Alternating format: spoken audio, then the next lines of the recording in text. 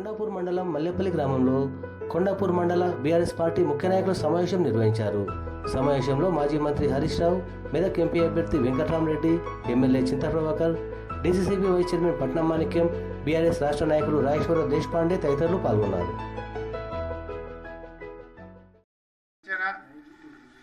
కాంగ్రెస్ అంటే మోసం, కాంగ్రెస్ అంటే నమ్మక ద్రోహం అనేది మళ్ళొక్కసారి మీరు రుజువు చేసుకున్నారు.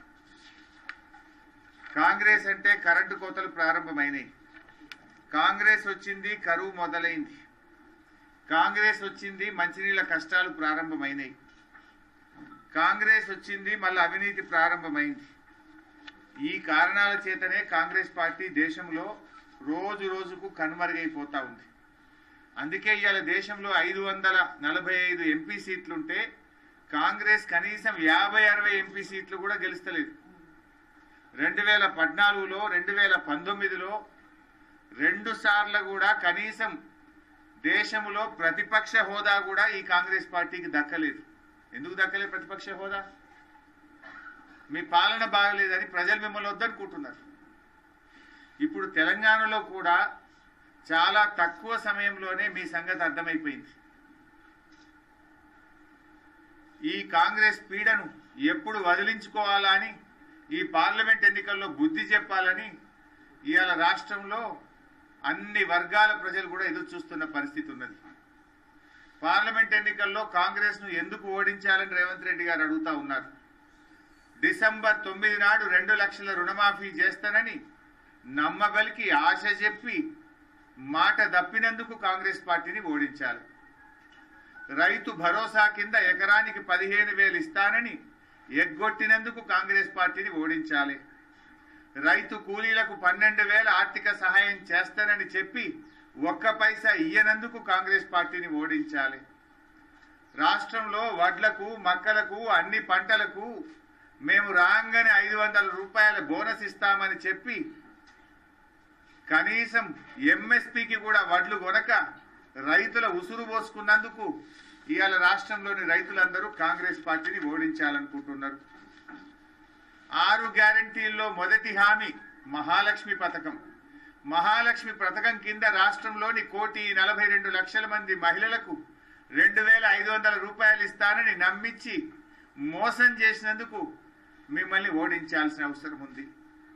కళ్యాణ లక్ష్మి పథకం కింద 1,00,000 రూపాయలతో పాటు తులం బంగారం ఇస్తానని మహిళల్ని మోసం చేసినందుకు ఇవాళ మిమ్మల్ని ఓడించాల్సిన అవసరం ఉంది. నిరుద్యోగ భృతి కింద 4,000 రూపాయలు ఇస్తామని ఎన్నికల ముందు ప్రియాంక గాంధీ గారితో చెప్పించి రేవంత్ రెడ్డి గారు చెప్పి మేనిఫెస్టోలో పెట్టి అసెంబ్లీలో మేము మాట ఇయ్యలేదని తప్పించుకుంటున్నందుకు మిమ్మల్ని ఓడించాలి.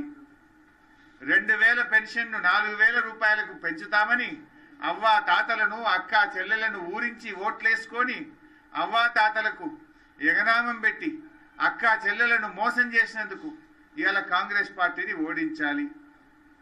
కరెంటు కోతలు మళ్లీ తెచ్చి రైతుల మోటార్లు గాలి అప్పుల పాలయ్యేందుకు కారణమైనందుకు కాంగ్రెస్ పార్టీని ఓడించాలి. పంటలెండుతున్నా సాగునీరు ఇవ్వలేక రైతుల ఉసురు పోసుకున్నందుకు, పంటలు ఎండబెట్టినందుకు మిమ్మల్ని ఓడించాలి. మళ్ళీ మంచినీళ్ళ కష్టాలు తెచ్చి అక్క చెల్లెలను ఖాళీ బిందెలతో ఇవాళ నీళ్లు మోసుకురావడానికి కారణమై ఖమ్మంలో 2 రోజులకోసారి నల్లా, కరీంనగర్లో దినం తప్పించి దినం నల్లా, జైరాబాద్లో 2 రోజులకొకసారి నల్లా మంచినీళ్లు సరిగా ఇవ్వకుండా అక్క చెల్లెల ఉసురు పోసుకుంటున్నందుకు కాంగ్రెస్ పార్టీని ఓడించాలి. అకాల వర్షాలు పడి వడగళ్ల వానతో పంటలు నష్టపోయిన రైతులను నష్టపరిహారం ఇవ్వకుండా రైతులను నిర్లక్ష్యం చేసినందుకు కాంగ్రెస్ పార్టీని ఓడించాలి. తెలంగాణ ప్రజలను గాలి కొదిలేసి ఢిల్లీకి చక్కర్లు కొడుతున్న మీ నిర్వాకాన్ని చూసి మిమ్మల్ని ఓడించాలనుకుంటున్నారు. ప్రభుత్వ ఉద్యోగులకు అధికారంలోకి రాగానే 3 డిఏలు ఇస్తామని మాట ఇచ్చి మేనిఫెస్టోలో పెట్టి ఉపాధ్యాయ ఉద్యోగులను మోసం చేసినందుకు మిమ్మల్ని ఓడించాలి. ఆర్టీసీ ఉద్యోగులను మేము రాగానే ప్రభుత్వంలో విలీనం చేస్తామని చెప్పి నాటి బీఆర్ఎస్ ప్రభుత్వం ఇచ్చిన జీవోను అమలు చేయకుండా ఆర్టీసీ కార్మికుల ఉసురు పోసుకుంటున్నందుకు మిమ్మల్ని ఓడించాలి. జిల్లాల సంఖ్య తగ్గిస్తామని చెప్పి కమిషన్ను ఏర్పాటు చేస్తా అని మా ఉన్న జిల్లాలను ఊడగొడుతూ అని చెప్పినందుకు మిమ్మల్ని ఓడించాలి. ప్రభుత్వ దవాఖానలో డెలివరీలు తగ్గినాయి, కేసీఆర్ కిట్లు బంద్ చేసి గర్భిణీ స్త్రీల ఉసురు పోసుకుంటున్నందుకు మిమ్మల్ని ఓడించాలి. దళిత పిల్లలు ఆత్మహత్య చేసుకుంటున్నారు.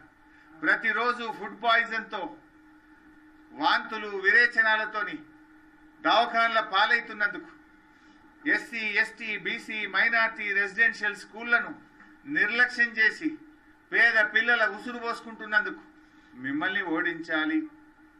మీ హయాములో రోజు రోజుకు పెరుగుతున్న రైతు ఆత్మహత్యలు, పెరుగుతున్న ఆటో కార్మికుల ఆత్మహత్యలు, చనిపోయిన రైతులను కానీ ఆటో కార్మికులను కానీ ఒక్కనాడు పరామర్శించనందుకు, కనీసం పట్టించుకోనందుకు, పెరుగుతున్న రైతు ఆత్మహత్యలకు నిరసనగా ఆటో కార్మికుల జీవితాలను రోడ్డు మీదకి తెచ్చినందుకు నిన్ను నీ ప్రభుత్వాన్ని ఓడించాలి.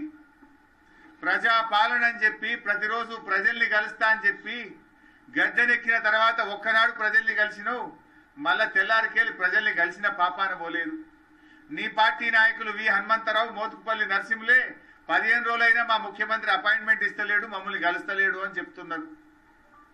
అంటే ప్రజాపాలనను గాలికి వదిలేసి ముఖ్యమంత్రి అయిన తర్వాత ప్రతిరోజు ప్రజల్ని కలుస్తా అని మాట తప్పినందుకు నిన్ను ఓడించాల్సినటువంటి అవసరం ఉంది. మెడల పేగులు వేసుకుంటా, మానవ బాంబులవుతా, లాగుల తొండలిడిస్తా, నీ కనుగుడ్లతో గోటీలాడుతా, బట్టలు ఉడదీసి ఉరికిచ్చి కొడతా, నీ డ్రాయర్ ఉడవిక్తా అని చిల్లర మాటలు మాట్లాడి ముఖ్యమంత్రి పదవి యొక్క స్థాయిని తగ్గించినందుకు, నోటికి వచ్చినట్టు మాట్లాడుతూ ఈ రాష్ట్ర గౌరవాన్ని తగ్గిస్తున్నందుకు నిన్ను ఓడించాలి. ఇట్లా చెప్పుకుంటూ పోతే 100 కారణాలు ఉన్నాయి రేవంత్ రెడ్డి గారు. నిన్ను ఎందుకు ఓడించాలని చెప్పడానికి కొన్ని 100 కారణాలు ఉన్నాయి. నువ్వు మాట తప్ప అని మాట్లాడినావు. చివరికి బాండ్ పేపర్ యొక్క గౌరవాన్ని తగ్గించినావు. నువ్వు బాండ్ పేపర్ అంటే ప్రజలకు నమ్మకం ఉండే, విశ్వాసం ఉండే. కానీ కాంగ్రెస్ పార్టీ ఎన్నికల మేనిఫెస్టోను బాండ్ పేపర్ల మీద ముద్రించి ఆ బాండ్ పేపర్లను ఎన్నికల సమయంలో అన్ని పత్రికల్లో ఫ్రంట్ పేజ్ అడ్వర్టైజ్మెంట్లు ఇచ్చి ప్రజలను నమ్మించి ఇవాళ బాండ్ పేపర్ విలువ తీసినావు, పరువు తీసినావు. అందుకోసం నిన్ను ఓడించాలి. ప్రజల నమ్మకాన్ని వమ్ము చేసినావు. రేవంత్ రెడ్డి గారు ఏదో హైటెన్షన్ వైర్ అంటుండు. ఈ పార్లమెంట్ ఎన్నికల్లో హైటెన్షన్ వైర్గా నువ్వు ఇచ్చిన మాటలు, నువ్వు చేస్తున్న చేష్టలు, నీ గ్యారంటీలే భస్మాసుర హస్తమైతే నీ కాంగ్రెస్ పార్టీ పాలిట. ఆ విషయాన్ని గుర్తుపెట్టుకో. ఎందుకంటే మాట్లాడటం ఈజీ, చేతల్లో చూపియాలను. ఒక ముఖ్యమంత్రిగా ఇంకా నువ్వేదో ప్రతిపక్ష హోదాలో మాట్లాడుతున్నట్టు దేవుళ్ళను కూడా రాజకీయాలకు వాడుకుంటున్నావు. నువ్వు రైతు బందే చక్కగా ఇయ్యలేదు, నువ్వు రేపు ఆగస్టు 15 తారీఖులో రుణమాఫీ చేస్తా అంటే ఎవల చెవులలో పువ్వు పెడుతున్నావు. నేను అడుగుతా ఉన్నా, ఏకకాలములో ఆగస్టు 15వ తేదీ నాడు ఈ 39,000 కోట్ల రుణమాఫీ నువ్వు చెయ్యకపోతే నీ పదవికి రాజీనామా చేయడానికి నువ్వు సిద్ధంగా ఉన్నావా అని నేను అడుగుతా ఉన్నా. దేవుణ్ణి వాడుకోవడం కాదు. నువ్వు 100 రోజులు ఎందుకు చేయలే? ఆ రోజు డిసెంబర్ 9వ తారీఖే చేస్తా అని చెప్పినావు కదా. 100 రోజుల్లో నీ 6 గ్యారంటీల మీద చట్టబద్ధత తెస్తా అన్నావు కదా అసెంబ్లీలో. నీ చట్టబద్ధత ఏమైంది? మొదటి సంతకం పెడతా అన్నావు, నీ మొదటి సంతకం ఏమైంది?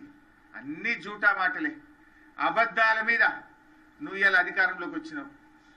అబద్ధాల పునాదుల మీద నువ్వు అధికారంలోకి వచ్చినావు. అందువల్ల ప్రజలు నీకు తగిన గుణపాఠం చెప్తారు.